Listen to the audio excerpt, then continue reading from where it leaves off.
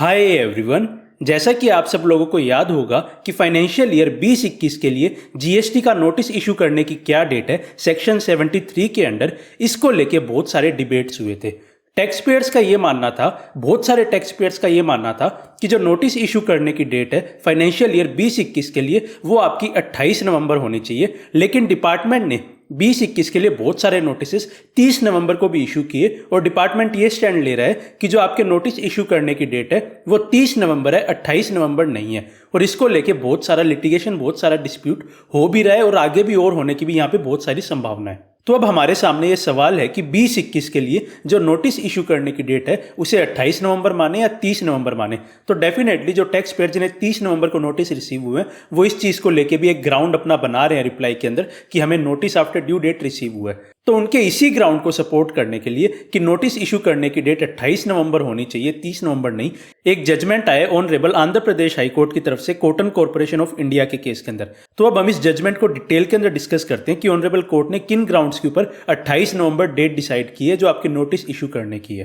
तो इस पूरे केस के अंदर क्या मैटर हुआ होगा उसका तो आप आइडिया वैसे भी लगा सकते हैं, क्योंकि बहुत सारे शोकोज नोटिस है जो 30 नवंबर को इशू किए गए थे। तो इस पर्टिकुलर केस में भी जो शोकोज नोटिस इशू हुआ वो 30 नवंबर को इशू किया गया। जो आपका यहाँ पे असेसमेंट ईयर लिख रहे हैं, लेकिन ये फाइनेंशियल ईयर की बात हो रही है। यहाँ पे जो फाइनेंशियल ईयर 2021 है उसके लिए जो शोकोज नोटिस दिया गया वो आपका 30 नवंबर को इशू किया गया। इसके बाद जो यहाँ पे लर्नड काउंसिल है पेटिशनर की तरफ से, वो पूरी बात यहाँ पे समझाते हैं कि 7310 में क्या लिखा हुआ है कि आपको 3 साल के अंदर ऑर्डर पास करना है। तो यहाँ पे बात बताते हैं कि 3 साल के अंदर जो ऑर्डर है वो पास करना, और 3 साल कहाँ से, जो आपकी ड्यू डेट है एनुअल रिटर्न की उससे, और जो आपका नोटिस इशू होगा वो एटलीस्ट 3 मंथ्स प्रायर होगा। और ये बात कहाँ लिखी हुई है, सेक्शन 73(2) के अंदर ये बात लिखी हुई है कि जो नोटिस इशू किया जाएगा वो आपका एटलीस्ट 3 मंथ प्रायर इशू किया जाएगा।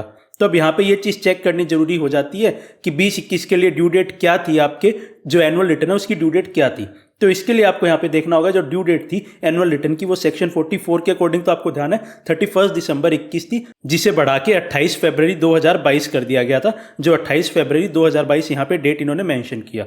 अब इसके बाद इस सभी प्रोविजंस को एक साथ पढ़ने से आपको पता लगेगा कि 28 फरवरी 2022 से 3 साल जोड़ें तो आपका 28 फरवरी 2025 हो गया, और उससे 3 महीने पहले आए तो वो डेट क्या हम 30 नवंबर माने या 28 नवंबर 2024 माने, तो उसी को लेके यहाँ पे सारा डिस्प्यूट है। लेकिन जो लर्नड काउंसिल ऑफ पेटिशनर वो तो यहाँ पे बता रहे हैं कि यहाँ पे डेट 28 नवंबर 2024 ही बनेगी, 30 नवंबर 2024 यहाँ पे नहीं बनेगी। और उन्होंने 2 केसेस पे भी रिलाई विद किया है। पहला केस तो ऑनरेबल सुप्रीम कोर्ट की तरफ से जो केस है Himachal Pradesh and another versus Himachal Techno Engineers का केस है, और दूसरा जो केस यहाँ पे वो बात कर रहे हैं वो केस जो हाउस ऑफ लॉर्ड्स का है, मतलब इंग्लैंड का एक केस है जहाँ पे डूड्स एंड वोकर का केस यहाँ पे है। इन दोनों केसेस के ऊपर रिलाई करते हुए जो पेटिशनर की तरफ से लर्नड काउंसिल उन्होंने बात कही है कि वो डेट 28 नवंबर होनी चाहिए, 30 नवंबर नहीं होनी चाहिए। इसके काउंटर में जो गवर्नमेंट की तरफ से काउंसिल है उन्होंने क्या बात कही, तो उन्होंने ये बात कही कि 28 नवंबर नहीं मानी जानी चाहिए। जो आपका मंथ का यहाँ पे मतलब है वो यहाँ पे कंप्लीट कैलेंडर मंथ लेके चल रहे हैं कि एक तो फरवरी हो गया, एक जनवरी हो गया, एक दिसंबर हो गया। तो यहाँ पे वो बताते हैं कि 1 दिसंबर तक इशू किए जा सकते थे जो नोटिस थे, और वर्स्ट टू वर्स्ट भी माने हम तो 30 नवंबर तक तो इशू किए जा सकते थे। तो जो लर्नड काउंसिल गवर्नमेंट के उनकी तरफ से ये आर्गुमेंट यहाँ पे लिया गया।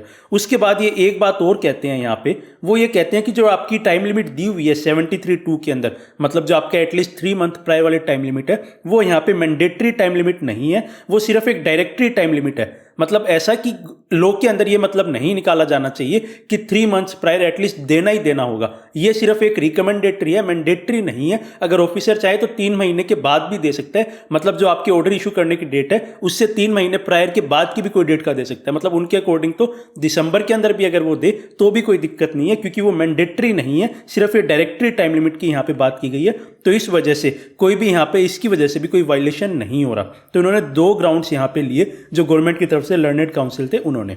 इसके बाद जो पेटिशनर की तरफ से लर्नड काउंसिल थे उन्होंने इन आर्ग्यूमेंट्स को काउंटर किया। तो उन्होंने सबसे पहले तो उस ग्राउंड को काउंटर किया कि जो आप बोल रहे हो कि ये डायरेक्टरी है, मैंडेटरी नहीं है, तो उसको उन्होंने किस तरह से काउंटर किया।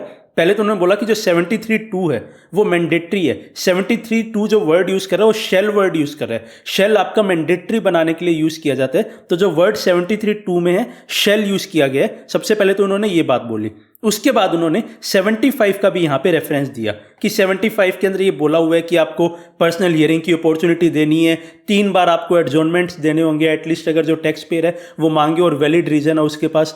तो अगर ये सब सारा काम करना है तो लॉ का जो इंटेंट था, लेजिस्लेचर का जो इंटेंट था, वो 3 महीने देने का ये था कि मैंडेटरीली 3 महीने पहले दिया जाए, ताकि बाद में ये जो सब चीज़ें होनी है कि पर्सनल हियरिंग की डेट दी जाए, पर्सनल हियरिंग को अगर एडजॉर्न कराया जाए तो उसे 3 बार एडजॉर्न कराया जा सके। अगर ये चीज़ मैंडेटरी नहीं मानी जाएगी तो ये सारा का सारा प्रोसेस है, इसकी कोई वैल्यू ही नहीं बचेगी। ऑफिसर तो चाहेगा तो वो 20 दिन पहले भी नोटिस दे देगा ऑर्डर की ड्यू डेट से पहले। तो इसका जो ये यहाँ पे मतलब निकल रहा है, इसका मैंडेटरी ही मीनिंग देना जरूरी है, डायरेक्टरी मतलब यहाँ पे नहीं दिया जा सकता। इसके बाद ऑनरेबल कोर्ट ने, जो ऑनरेबल सुप्रीम कोर्ट का जजमेंट था Himachal Pradesh and another versus Himachal Techno Engineers वाला, उसको यहाँ पे उन्होंने डिस्कस किया। उसका जो रेलिवेंट पैराग्राफ है उसको यहाँ पे एक्सट्रैक्ट किया गया और उसके अंदर कोर्ट ने क्या बात कही कि अगर कहीं पे 3 महीने लिखा जा रहा है तो उसका मतलब 90 दिन नहीं होता। अगर मंथ्स यूज़ किया जा रहा है तो उसे मंथ की तरह देखा जाना है, उसका मतलब 90 दिन नहीं ले सकते कि 3 महीने और 90 दिन की बात एक ही है। ऑनरेबल कोर्ट ने यहाँ पे बात कही कि 1 महीना 30 दिन का तो तभी होगा जब वो महीने जैसे अप्रैल जून ऐसे महीने हैं, और अगर कोई ऐसा महीना है जो 31 दिन का है तो वहाँ पे 1 मंथ का मतलब 31 दिन भी होगा। और अगर फरवरी की बात चल रही है तो अगर वो क्या लीप ईयर है या नहीं है उसके बेसिस पे उसका मतलब 28 दिन और 29 दिन का भी लिया जाएगा। तो सिंपली आप ऐसा नहीं बोल सकते कि लॉ के अंदर एक जगह अगर 3 मंथ्स की टाइम लिमिट लिखी है और एक जगह 90 डेज की टाइम लिमिट लिखी है तो वो दोनों एक ही चीज़ है, सेम चीज़ है। ऐसा नहीं है, ये दोनों चीज़ें अलग है। तो ये चीज़ तो हमारे केस से इतना ज़्यादा रेलिवेंस नहीं रखती। उसके बाद आगे वाला पैराग्राफ हम यहाँ पे पढ़ते हैं। इसके बाद यहाँ पे ऑनरेबल कोर्ट डिस्कस करती है कि देयरफॉर जब कोई पीरियड प्रिस्क्राइब किया जा रहा है 3 महीने का एज कॉन्ट्रास्ट टू 90 डेज, मतलब कहीं पे 3 महीने लिखा जा रहा है, 90 दिन नहीं लिखा जा रहा, तो उसे किस तरह से इंटरप्रेट किया जाएगा? किसी भी एक स्पेसिफाइड डेट से वो पीरियड आपका एक्सपायर होगा 3 मंथ्स और उसकी कोरस्पॉन्डिंग डेट के ऊपर। तो यहाँ पे कोर्ट बोल रही है कि कोरस्पॉन्डिंग डेट को यहाँ पे देखा जाना चाहिए। तो 28 फरवरी है तो उसकी 3 महीने पहले की कोरस्पॉन्डिंग डेट क्या हो गई आपकी? 28 नवंबर उसकी कोरस्पॉन्डिंग डेट होगी। तो कोर्ट का यहाँ पे यूज करना कोरस्पॉन्डिंग डेट, यहाँ पे जो टैक्स पेयर है उसके लिए यहाँ पे बेनिफिशियल साबित हो रहा है। तो आपके भी केस के अंदर इस केस को अगर वो रिलाई विद कर रहे हैं तो 3 महीने पहले की कोरस्पॉन्डिंग डेट को देखते हुए तो 28 नवंबर की बात यहाँ पे आ रही है। और कोर्ट यहाँ पे कहती है कि अगर 3 महीने लिखा उसका मतलब 90 दिन जरूरी नहीं है, 91 दिन भी हो सकता है, 92 भी हो सकता है, 89 डेज भी हो सकता है, जो भी महीने बीच में पड़ रहे हैं उसके अकॉर्डिंग। इसके बाद जो केस लो रिलाई किया गया वो हाउस ऑफ लॉर्ड्स का केस लो है और वो डॉट्स वर्सेस वोकर का केस लो है और उसका जो रेलिवेंट एक्सट्रैक्ट है वो आपका यहाँ पे आपको देखने को मिल रहा है। इसके अंदर कोर्ट ने क्या बात कही कि जो कॉमन यूज है उसके अकॉर्डिंग मतलब निकाला जाना चाहिए। तो यहाँ पे इन्होंने क्या बात लिखी कि एज लॉन्ग एज कोई ऐसा मंथ है जिसके अंदर कोई ऐसा डे आ रहा है जिसका सेम नंबर बन पा रहा है। तो मतलब ऐसे मान लीजिए कि कोई ऐसा आपकी डेट आ रही थी 31 जनवरी आ रही थी और उसके बाद जो डेट आपकी आगे पड़ी फरवरी के अंदर आगे पड़ी, तो फरवरी के अंदर तो 31 दिन है नहीं, तो आप फरवरी 31 तो ले नहीं सकते। अब कोई ऐसी डेट है जो आपकी इस मंथ में भी थी और उस दूसरे मंथ में भी थी जहाँ पे डेट एक्सपायर हो रही थी, तो आपकी अगर वो सेम डेट है तो वो डेट आपकी ली जानी चाहिए। तो मान लीजिए अगर 28 फरवरी थी और अब 28 तारीख आपकी नवंबर के अंदर भी आ रही है तो आपकी नवंबर वाली तारीख जो 28 है वो आपकी ली जानी चाहिए। बेसिकली इस कोर्ट के अंदर, इस जजमेंट के अंदर ये बात कही जा रही है। A day which bears the same number as the day of the month on which notice was given. तो अगर आपकी कोई सेम डे की अगर डेट बन पा रही है तो वो डेट को आपको देखना होगा। अब आगे क्या लिखते हैं, किसी पर्टिकुलर केस में अगर 31 बन रही थी वो डेट और 31 उसके अंदर है ही नहीं तो आप 30 ले लीजिए, 30 नहीं थी तो 28 29 जो आपकी है वो आप डेट ले लीजिए। तो बेसिकली अगर सेम डेट उस मंथ में एग्जिस्ट कर रही है तो आप वही डेट लीजिए। तो हमारे इस पर्टिकुलर केस के लिए जहाँ पे 28 फरवरी बन रही है तो 28 नवंबर अगर एग्जिस्ट कर रही है तो इस जजमेंट के हिसाब से 28 नवंबर आपको लेनी है, 30 नवंबर नहीं लेनी। तो इन दोनों जजमेंट्स को इस पर्टिकुलर केस लॉ के अंदर रिलाई किया गया। तो एक तो ऑनरेबल सुप्रीम कोर्ट का जजमेंट हो गया और एक ही आपका हाउस ऑफ लॉर्ड्स का जजमेंट हो गया। तो इन दोनों जजमेंट्स को रिलाई करते हुए ऑनरेबल कोर्ट ने बात कही कि प्रेजेंट केस के अंदर जो कट ऑफ डेट है ऑर्डर इशू करने की वो आपकी अगर 28 फरवरी 2025 है तो अगर इन मेथड से अगर आप कैलकुलेट करेंगे तो वो आपकी 28 नवंबर 2024 आपकी नोटिस इशू करने की डेट आ जाएगी। 3 महीने पहले की जो डेट है वो आपकी 28 नवंबर 2024 आ जाएगी। और क्योंकि इस केस के अंदर जो नोटिस है वो इशू किए गए आपके 30 नवंबर को, तो वहां पे ये बात आपकी ये आ रही है कि 30 नवंबर आपकी ड्यू डेट के बाद नोटिस इशू किए गए हैं और वो नोटिस सही नहीं है जो आपका 73(2) की जो रिक्वायरमेंट्स है उसकी अकॉर्डेंस के अंदर। इसके बाद कोर्ट ने ये भी चीज़ डिस्कस की कि जो आपकी टाइम लिमिट है वो आपकी डायरेक्टरी नेचर की है या आपकी वो मैंडेटरी नेचर की है। तो कोर्ट ने वही सब बातें यहाँ पे डिस्कस की कि जो आपके सेक्शन 75 के अंदर बात लिखी हुई है, 73 के अंदर जो बात लिखी हुई है, तो उनके बेसिस पे ये चीज़ यहाँ पे डिटरमाइन की कि ये चीज़ डायरेक्टरी नहीं है। जो आपकी टाइम लिमिट है 3 महीने पहले तक नोटिस देना है, तो वो मैंडेटरी है। तो इस जजमेंट से दो बेसिक बातें निकल के आ रही है, दो इंपॉर्टेंट बातें निकल के आ रही है।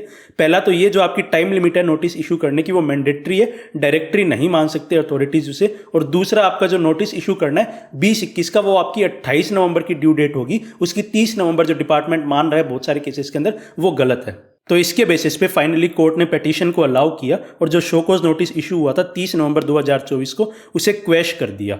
तो अब आपको यहाँ पे ये इंपॉर्टेंट बात समझनी है कि अगर ये जजमेंट आ गया तो क्या इसका मतलब ये है कि पूरा डिस्प्यूट डिसॉल्व हो गया, पूरा यहाँ पे मैटर खत्म हो गया। अब आपके अगर जो 28 के बाद जो भी आपको नोटिस मिले हैं वो आप टाइम बार्ड बोलते हुए अपना केस जीत सकते हैं, तो ऐसा नहीं है। इसके बहुत बड़े रेवेन्यू इंप्लीकेशंस होने वाले हैं। तो इसको लेके जो डिपार्टमेंट है वो डेफिनेट सुप्रीम कोर्ट के पास जाने वाला है और वहां से भी इसका जजमेंट आने वाला है। लेकिन फॉर द टाइम बिंग ये एक जजमेंट आया जो आपके फेवर के अंदर है, तो इसे आपको डेफिनेटली यूज करना चाहिए अपने रिप्लाईज के अंदर। अथॉरिटीज के सामने इस जजमेंट को रखते हुए अपनी बात को रखना चाहिए और आपकी हो सकता है अथॉरिटीज बात मान ले और जो नोटिस 28 के बाद इशू हुए हैं उसको यहाँ पे सेट असाइड भी किया जा सकता है। तो आई होप ये पूरा डिस्कशन आपके लिए हेल्पफुल रहा होगा और इसे आप यूज कर पाएंगे अपने रिप्लाई के अंदर और अपना बेनिफिट ले पाएंगे अगर आपको नोटिस 28 नवंबर के बाद रिसीव हुए हैं तो। फाइनली आई होप ये वीडियो आपके लिए हेल्पफुल रही होगी। So thanks for watching, stay tuned.